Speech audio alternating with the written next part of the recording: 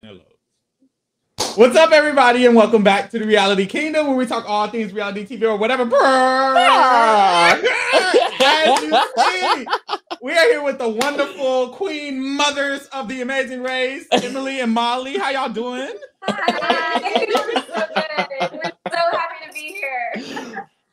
Awesome, No, we're awesome. really happy to have y'all because we have been standing the entire race. Y'all have been devouring it up, hurt leg and all, sitting in final two. Definitely earned it. Definitely earned it. Robbed, maybe some would say.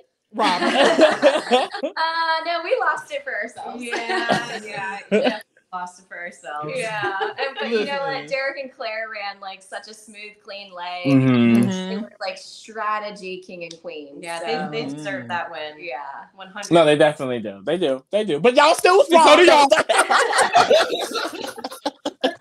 And y'all do too. Okay, so Molly, one day we see that you have found our podcast, and I just wanted to ask, how did you find us? Because we off in a little corner of the world. I'm like, how did she know who we are? How did that happen? So my husband is like a huge Reddit fan, and he's all over the Tar Reddit. Mhm. And there was a list of like all the Amazing Race podcasts. So I started to go through them, and I would listen to like the first couple minutes of each one to see like who am I going to listen to the rest of the season.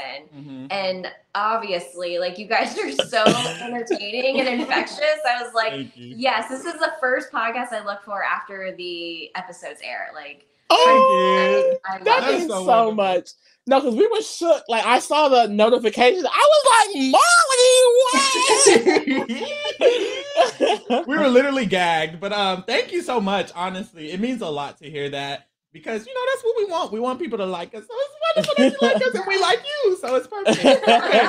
Well, I mean, So, I have to yeah. say, like, you guys are true fans of the show. Like, you may not be like the super fans that have watched since episode 1 of Mhm. season 1, but like, I can tell how much you love the show and how invested you were in us and the rest of the cast, and so it just like all the joy spreads throughout. So I love it. Thank you. Thank you. Okay, so on the show, we got glimpses and pieces of you guys' story, how you guys met a little bit, stuff like that. But we would love, if you guys are cool with it, to hear a little bit more about it because this is amazing. Like the fact that you guys met a year before the race. And then, first of all, came on and ate it up, only knowing each other for a year on the race. It's just honestly amazing. So, if you could just refresh our memory, let us know who found who, what happened exactly. I would love. So I have a daughter. She's 13 years old. Mhm. Emily here. Sorry, you know that already. We've already established that. And she developed at a really young age a curiosity to find my birth family. Mhm. Something that obviously I didn't think was ever, a reality. It was just kind of a pipe dream. But she really stuck with it. She had asked for a DNA test. We finally got it for her 10th birthday. And then about a year and a half later, we get this message from 23andMe that they found a blood relative who's trying to reach out, and we predict that she's your mother. So yeah, I don't know if it was clear, but we're adopted. So Yes. that's why Izzy was like, I need a DNA test to find out who my mom's family is.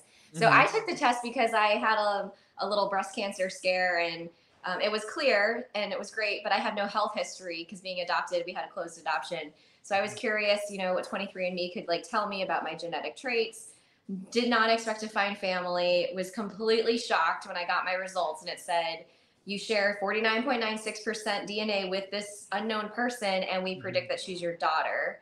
Because I've never had a baby. I'm like, what is going on? I'm like, if this was my husband who signed on and got this test result, it would have been chaos. But for me, I was like, okay, but obviously I did not have a baby. So, yeah, I reached out. I connected through the app that night. I said, I don't understand these results. Like, I was adopted from South Korea in 1985, and they wrote back and was like, my mother was adopted from South Korea in 1985, and her birthday is March 29th. And that was the shock. Yeah, that I don't know. My face must have just been like ghost white at that point. Yeah. That's was- so crazy. Wow. No, it's interesting because the fact that both of you guys were even on the app, like I ain't never used it, so it's like even that alone, it's like that's amazing how. No, it is. It's just amazing how like fate brought it together, anyways, through that. So that's wonderful. And then like, so kind of like, what was the first time kind of like meeting each other where it kind of like came face to face? We're like, we're twins, like. God. Well, so we met on March 3rd, or we connected on March 3rd. We started sending pictures, and it was like unbelievable how similar we were as babies, as adults, like just shocking. She actually found a video of me. I did. I found it. I searched her up on Google immediately. I found a video of her and I'm watching. I'm like, God, she kind of looks like me. I was thinking maybe she's an older sister.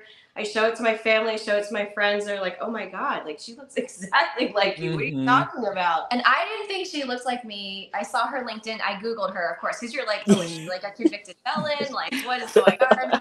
But I Googled her and this picture came up on LinkedIn and she was like very pale. She had this scarf on and she looked younger. And I was like, oh, this girl does not even look like me. Like, this is crazy. And I sent it to my best friends and they're like, why are you sending me this picture? You look like, you know, that color doesn't look good on you. You know? Thanks, like, Stephanie. like, no, that's my twin. Crazy. It was nuts. So I actually had sent a baby photo to Molly early on when we were exchanging pictures, and it came up later on, maybe like a few weeks later, and I was like, no, that's you. She's like, no, that's you. It was so weird. But yeah, so we spoke on the phone on March 6th and decided that night, it was like a 2-hour phone call. But we decided that night that we were not going to FaceTime or anything because our birthday was only 23 days later. And so we were like, let's like meet in person for our birthday. And so that was the special moment, their first special moment we really had. And Good Morning America, 3rd hour news special covered it. And we're really, really grateful to have that footage because you kind of, in the moment, it's just you take it all in, you remember the emotions, but you don't remember the details about how it went down and what you were thinking. So a really special thing to have. But it was crazy. When she walked out the door, walking towards me, it was like seeing another version of myself walking towards myself. I always trip over those words. But we're like the same person, not only physically, but like at our cores. It's just, I don't know. It was totally... It's very trippy, bizarre. Like, I mean, hard to explain. Honestly, it's really beautiful. It's really beautiful, especially because it's like the fact that y'all are twins. It's like, you know, you have this relative that's like that's been out there all of this time. Like, did you guys' lives kind of like change in a way? Like, was it kind of like an immediate like, we're talking to each other every day now, like we're bestie kind of like. She my best friend. Make her own money. Definitely the closest relationship that I have is with the person that I've known like the least in my life, if that makes any sense at all. So yeah, like it's the best friends. Yeah. And I think like, don't discount like what our families and friends have gone through. Like, can you just picture like if one day, Pharaoh, like there were 2 Lees that sign on to like, like I couldn't imagine like all of a sudden there's 2 of my best friend. Like, oh my God, Molly's poor husband. Oh my God. Mr. Wives jokes. I'm dead. So how did like the Amazing Race come up? Like, how did y'all decide like we're gonna test this very new relationship out on the Amazing Race? Well, so we actually after GMA 3, we actually got invited to be on the Ellen show. So we're actually on Ellen. We didn't meet Ellen. We actually had Wanda Sykes, who we love. Oh, okay. So Wanda Sykes interviewed us. And that was aired. And one of the casting directors saw our story and reached out through Instagram and suggested we apply. But I mean, we had to go through the full application process. Yeah. It wasn't like they chose us. I mean, we are terrible at interviews. We're a little better now. But we thought, we were like, we're bombing this. Like, there's no way people are going to want to watch us on TV. And I somehow still don't understand how we got all the way through. It was literally amazing watching y'all. I understand y'all were entertainment. Oh, Like value. a dynamic duo for sure. Oh, thank thank you. You're welcome. You're welcome. So, did you guys like plan to go on the show? Because this is kind of interesting. Because since they reached out, did y'all have like any strategies, kind of? Well, so we did not prepare like Michelle and Lewis and Derek and Claire and a lot of the other teams. So I had watched the show in 2001 when it first aired with my parents, and I love to travel. So the travel aspect of it, I think I was like already prepared for, but the challenge aspect, you know, we kind of relied on our natural experiences, natural abilities from the experiences we've been through to really carry us. Well, just rewinding back again, like we really truly did not think that we were going to make it onto the show. So like up until the final casting audition, we didn't believe that we were going to make it through. So we did zero preparations. We had 3 weeks to get our shit together before we flew out. So yeah, there really was like no time to prepare. So I ran with a backpack. I got some maps. I did some like puzzle games on my phone. Spot the differences, but she actually got stick shift lessons. Believe it or not, I actually got lessons. It was 4 hours total. Before we left, I was terrified because we had actually a week in LA for promos before the challenges actually started, before the race actually started. And I was like, oh my God, I'm like forgetting how to drive stick shift. I'm gonna be able to do it. And then we hit Bologna, and you guys saw Bologna. Yeah. Oh, that was a disaster. That was the car, though. I'm not gonna lie. I mean, that car was very touchy. Okay. I was the only one who had trouble with it. I know, but Lewis laughed his way through it. You cried. Oh, I cried. It's okay. Sometimes I really believe you have to have a good cry. Sometimes you do. You just have to let it out. Yeah, every You do. leg. Every leg. Yeah. Wait, so what you were gonna say? I was gonna say it makes it more iconic that y'all had little preparation still was sitting. I know. I was just gonna say that. No, I was gonna ask because so y'all say y'all really didn't prep like that, but when it came to the challenges, nobody was really seeing y'all. Like y'all were eating it up. So did y'all like surprise yourselves when y'all got out there and y'all started, or did y'all even notice, or what's the tea? I want to. I mean, I can't believe we made it to the finals. It's just like unbelievable. We surprised ourselves every leg we made it through. I think all the other teams, they're saying we got back to the pit stop and we strategized. We like broke down the leg, figured out what our mistakes were. We got back to the pit stop and said, holy shit, I can't believe we survived another leg. Like, how did we get here? It was crazy. I mean, when I think back at the challenges, like every time, like when we got to roll in Germany, I was like, there's no way we're going to be able to do this. And yet we could do it. So we were definitely surprising ourselves. Yeah. And like Ducati, we got there and I had to go to the bathroom. Like I realized this halfway in and I'm like, all right, I'm going to go. The other girls went and they're like, wait a minute, you probably shouldn't leave because Emily is already on to the body parts. I'm like, what do you mean? I'm like, you all have been here for like over an hour. What do you mean? They're like, don't go to the bathroom. She's about to be done. Like completely shocked me. Wow. Completely. That's so crazy. Oh my gosh. Because no, it to us, well, at least to me as a viewer, I'm watching, I'm like, okay, they probably prepared more than everybody else. They're eating it up. They were probably building cars for the fun of it. So that's honestly very surprising. Okay, so Emily, I kind of wanted to talk about, the leg, child. So it was bad. It was bad. It was so bad, but it's crazy because that's the thing. We're talking about the strategy y'all had and y'all eating it up. Mind you, your leg the entire damn time, well, half the race was not doing it. But okay, when they showed it on TV, it kind of was like a little bit random. It was like, what happened? So it was in Jordan, wasn't it? Or yeah. So what happened? This is what I think happened. We ran, I think, like 8 or 9 miles during the mega leg. So in Italy, we were like on foot for 8 to 9 miles. It's definitely tired after that. I don't know that I have ever run 8 to 9 miles in a day in my life. So what was the next?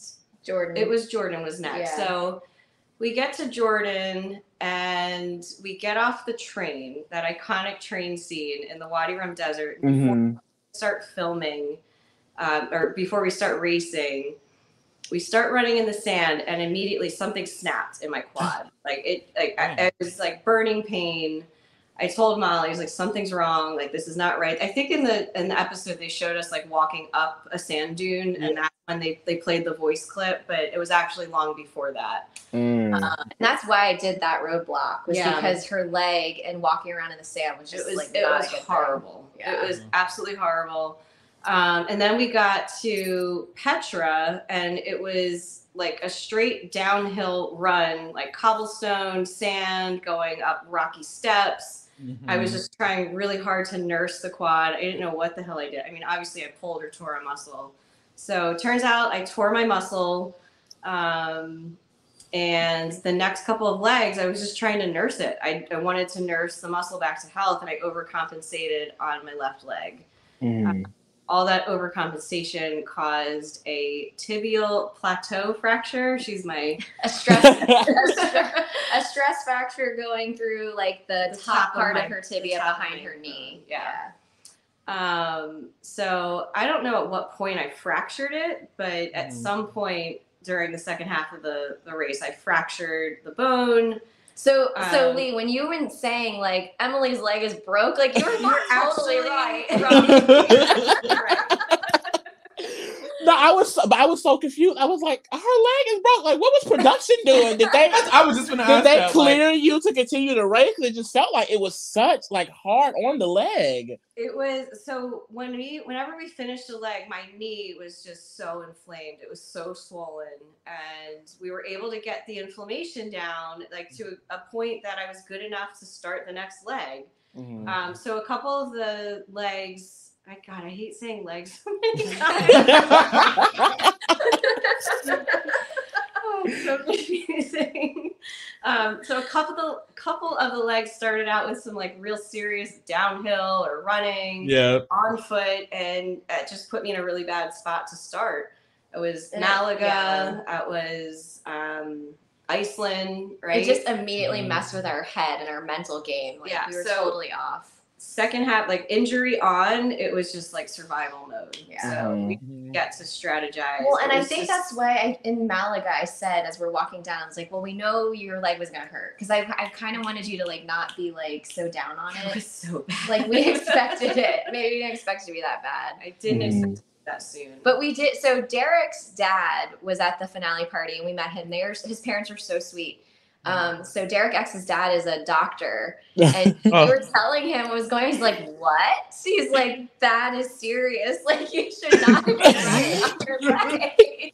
We didn't know it was broken. We just thought like, oh, there's some like water on the knee. It's just We had no idea. But the medics were awesome. Like, they were giving us meds. They were giving us ice. They got Yeah. That's good. It's good now, though, right? That's what I was just going to say. That like after the race, you went to the doctor, or did you? So I actually came home, and so the next day when I got home after Nashville, my right knee was swollen. So I think in Nashville, you were making me run. I was yelling at her like, go faster. Yeah. I fractured. I had a mirror fracture. It wasn't as bad on my right knee, so that is why there's obviously something greater that I have to look at here with my anatomy and my, because we have the same DNA and I have this issue. But we're gonna get her all better. She's gonna, I'm in PT. I haven't started running again yet, but I will. Okay. Fully healed. It took about 8 weeks for the bones to heal. So any future racers out there, make sure that like strength training and running is part of your regimen before you get on the race.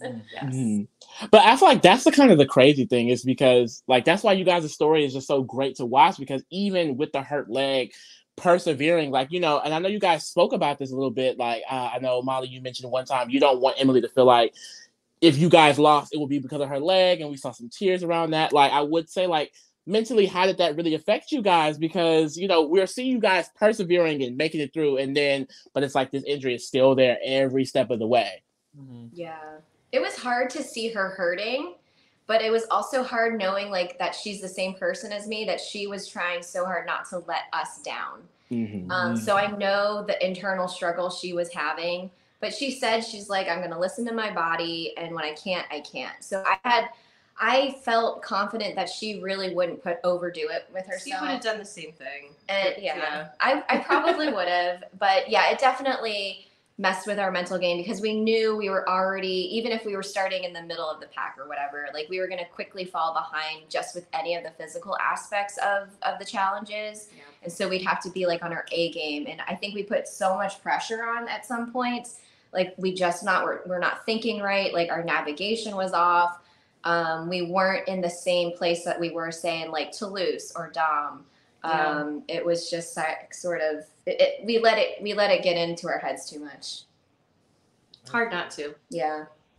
Definitely understandable though. Definitely understandable. But like I said, it's like, I mean, the perseverance of it all really just adds to how iconic y'all are. Like, I have to ask, is it perseverance or stupidity?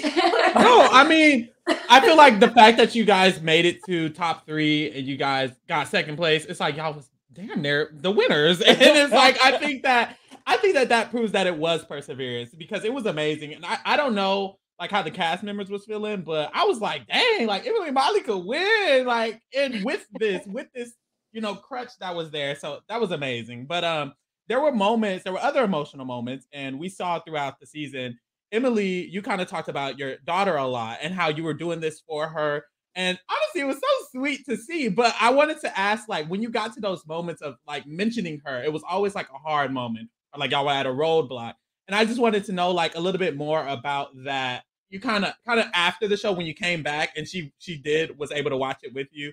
How was that? Because it was just interesting hearing about her, and then also she's a part of you guys' story. So how was it watching with her? So I have to say that confidence is something that I struggled with and still do, honestly, pretty much my entire life. And until Molly came into my life, I didn't really believe in myself. And I think my daughter, kind of picked up on that. And when Molly came into the picture, I saw an immediate change in her. Like I changed, she changed. There was just this overwhelming happiness and joy and, just a much brighter future ahead. So going through this race, I just kept thinking, I've got to show my daughter like how impactful it was for me to change when we found Molly. Like it clearly made an impact. On her. Yeah, like so I wanted to set a good example for her. I want her to have that confidence that I didn't have growing up. She's 13 right now. It's like more important than ever. So yeah, she definitely carried me through the race. That's beautiful. I feel like honestly, like looking at the screen, like I would be like, my mama is really out there eating it up, like for real. But I do kind of have a joking question a little bit, just because me and Farrah, we're still new to the Amazing Race, and some of the rules we were really confused by, because in the finale we see, right, you guys, you pass by some marked parking, and oh my God. me and Farrah was saying like, we would have just turned around on the highway. Like, I don't know.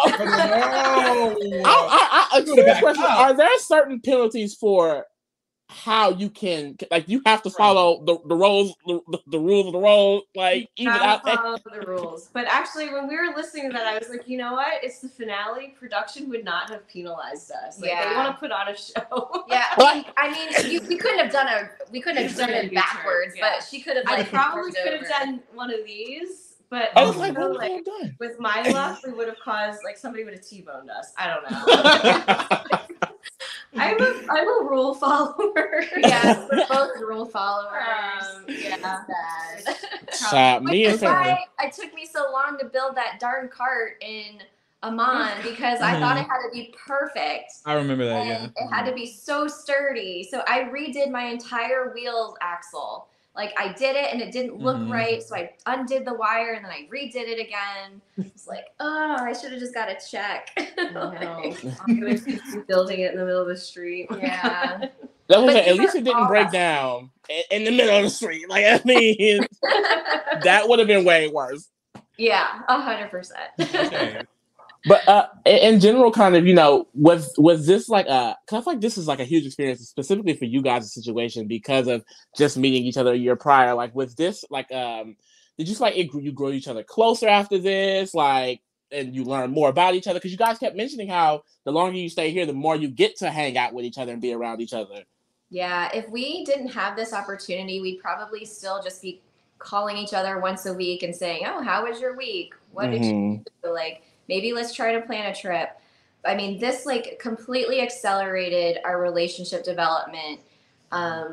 We had time to like talk about how we grew up, how we were raised, our family members, how we feel about our adoption and what we're going to do next with like, in terms of going to Korea.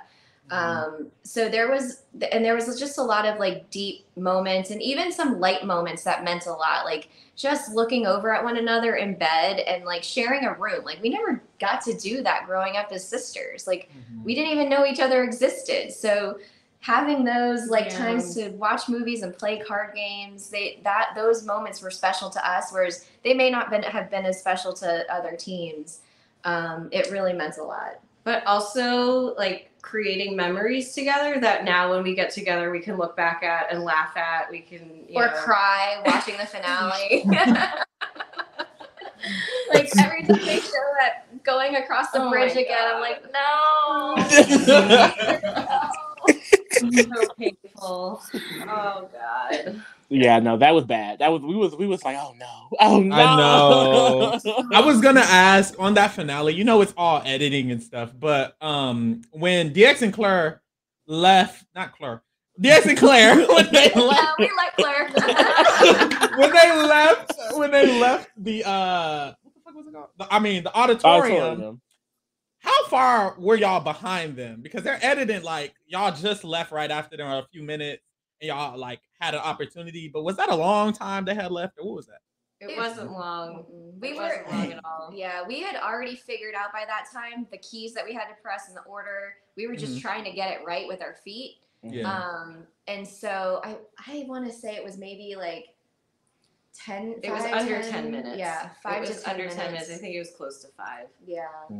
It's hard to tell when you're in it. It's hard to tell. I mean, they played the whole theme song when they left, and then we were still there. I don't know.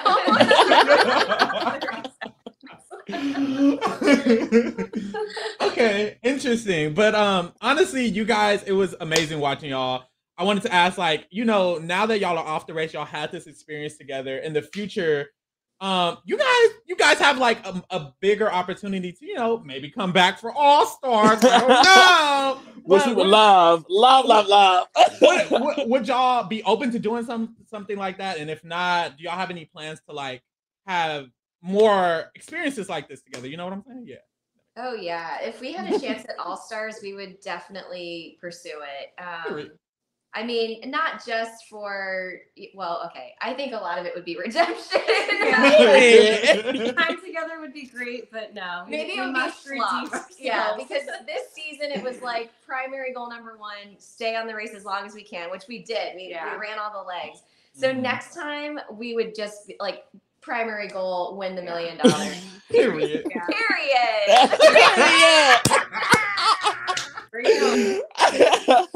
I feel like every guest has to say it at this point. They have to. It has to be said. It's like almost a requirement. But okay, perfect. I just want to say it was wonderful watching you guys. It was honestly amazing. You guys were eating it up every leg. You were always the team to beat. Period. With the leg, without the leg, winning the legs. But no, honestly, you guys should be proud of yourself. I was watching, and me and Lee, we were on the phone. And when you guys came in and all the other teams were cheering, I was like, it seemed like they cheering a little harder for Molly. But no, seriously, you guys are amazing. It was wonderful watching y'all. Thank you. Yeah, no problem. If y'all want to like tell people y'all social media, tell them to follow y'all can go ahead and do that. Yeah, so we actually just started a TikTok account. We're going to try to film some videos while we're together. But it's Seoul, Seoul. That's cute. MNM. So it's EM and M. I know that's so confusing. I'll type it in the chat or in the comments. And then I'm Must Love Molly on Instagram, and she's Emily B. Which she'll also just type in the comments. Okay, sounds good. Perfect. Thank you guys, y'all. This was Molly and Emily, the queens of The queens of the Amazing Race 34. Yes, it was a great way to end the Amazing Race series because we'll have y'all at the end of the day. Okay. All right. Bye, everybody. We out. Bye. Love you.